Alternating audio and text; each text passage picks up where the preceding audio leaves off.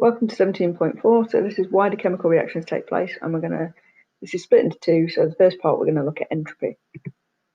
So our learning objectives, we need to be able to state the factors that cause a change in entropy, predict from an equation whether there's going to be increase or decrease in entropy, and calculate entropy changes. So first thing we need to think about is what is entropy. So entropy is how disordered a system is. So it's how chaotic, how much randomness there is. So the more randomness is, the more disorder there is, the higher the entropy. And entropy values themselves can only be positive. So this is because there's always some degree of disorder whilst particles are moving. So anytime particles are moving, there's always some chaos or randomness. The only time this might not be true is if theoretically, if we could get down to 0 Kelvin, then entropy will be 0 because particles are no longer moving. So we need to think about what causes a change in entropy. So we're going to look at the various factors. So a change in temperature. So anytime we increase the temperature, we're giving more kinetic energy to our particles. They're going to move more. So they're going to be faster. So the motion's changing. They go moving faster. Therefore, there's more chaos and disorder. So the entropy increases. Linked to the temperature is change of state. So if you can see on that graph there that as you increase the temperature, the entropy increases, but it's not a linear progression, and that's because of the changes of state. So when you go from a solid to a liquid, i.e. when it's melting, then you're going to get a big jump in entropy, because if you think about the particle diagrams of the solid, they're in nice, neat ordered rows. They can only vibrate about a fixed position. When they turn into a liquid, they can move past each other, and so there's a lot more entropy. There's a big jump in entropy. And likewise, when you go from liquid to gas, there's an even bigger jump. And that's because if you think about the particle diagrams of liquid compared to gas, there's a much bigger difference. The solid and liquid particle diagrams look similar. The liquid and gas particle diagrams look very, very different. The gas particles are moving much faster and they're much further apart. So there's a massively bigger increase in entropy. So you might be asked to sketch or possibly label a graph like that. So dissolving is another thing that increases entropy. So if you think about it, if there's a very crude particle diagram on this slide, but the red is the solid, so you've got the solid in nice, neat ordered rows. When you add water, so the middle diagram shows that it's not stirred, it's not dissolved yet. Once it's dissolved, those red solid particles are very far spread apart, and they're moving past. They can move past each other, as opposed to the solid particle diagram where they're just vibrating about a fixed point. Sorry. So you can see there's an increase in entropy when you're dissolving anything. Bit more tricky to think about is when we have reactions. So anytime we have chemical reactions, you've got reactants and products which are different, and therefore you're going to have changes in entropy. So there's two factors that are important here. First of all, the states of the reactants and products.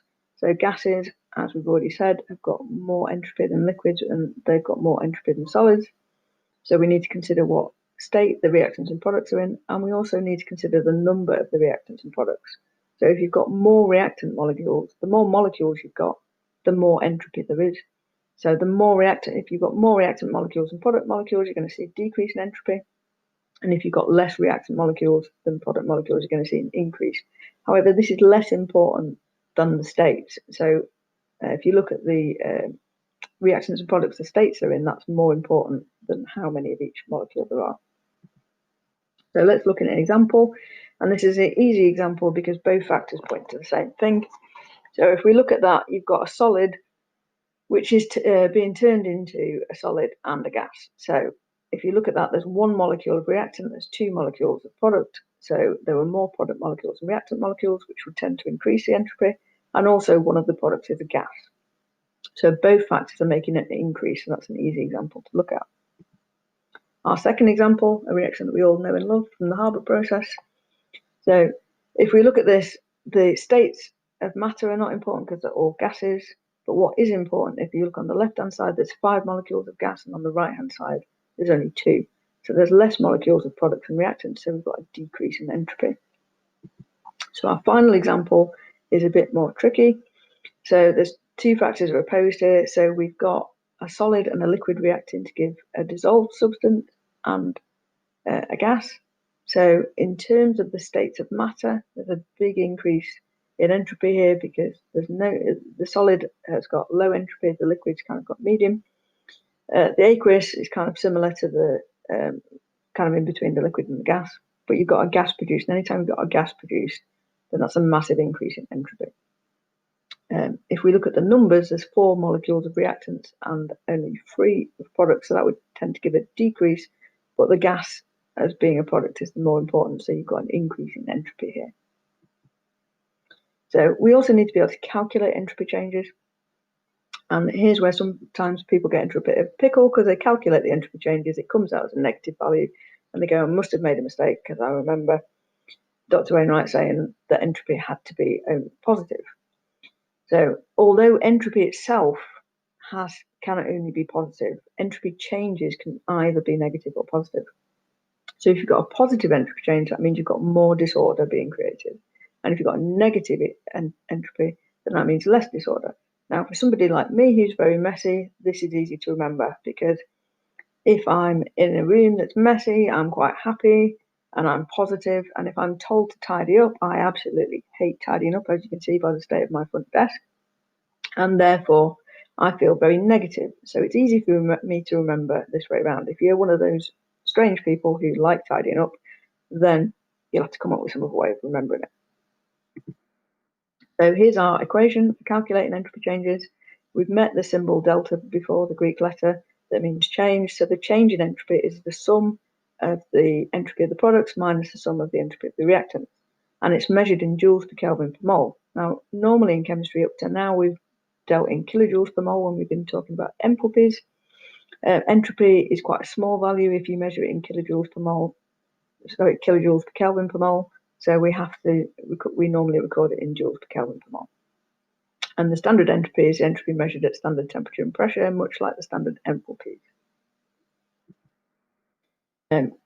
You're probably wondering why there's a random picture of sprouts there. That's because, as you know, my memory is a bit dodgy and I find it difficult to remember things. So I have this really terrible way of remembering that it's products minus reactants, which is sprouts, because it's SPR at the start of sprouts and it's entropy and then products first, then reactants.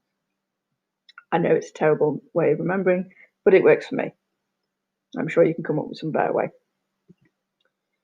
So here's an example question that you'll be given. So it gives you the equation for the reaction between ammonia and oxygen. It gives you the enthalpy change, but we don't need that. That would be Gibbs free energy, which is the next lesson. So it gives you the standard entropies in that table. And you notice, as I mentioned, that they're in joules per Kelvin per mole. And then it's just asking you to calculate the entropy change for the reaction between ammonia and oxygen. So I've scribbled this on a piece of paper because it's easy to do that on the computer screen. So I've just written out, so always write out the equation. So I've written out change in entropy is the sum of the entropy of the products minus the sum of the reactants. And then I always lay it out as writing out the individual. So I'll write the chemicals first and then I'll put the values in. You probably don't need to do that, but I find it easier to have everything out and then I'm less likely to make a mistake. So you can see if we look in the equation, it's the products minus the reactants. So I've got the products in the first bracket and there's 4 nitrogen monoxide molecules and 6 water molecules. So you need to times the entropy value by the coefficient in the equation. And then we're minusing the reactants. And if you look at the coefficients in the equation, we've got 4 ammonias and 5 oxygens. And then I've simply just put the figures in from the table and then stuck that into my calculator, and that gives me 181 joules per Kelvin per mole. Remember to put the units in for these questions. Okay, thank you for listening. See you next time.